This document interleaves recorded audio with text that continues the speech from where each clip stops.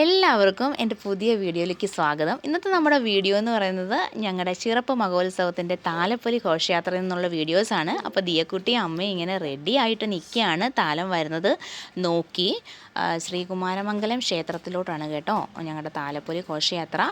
അപ്പോൾ താലപ്പൊലിയിലെ കുറച്ച് വിശേഷങ്ങളൊക്കെയാണ് ഇന്നത്തെ വീഡിയോയിൽ. അപ്പോൾ നമുക്ക് വീഡിയോയിലേക്ക് പോവാം.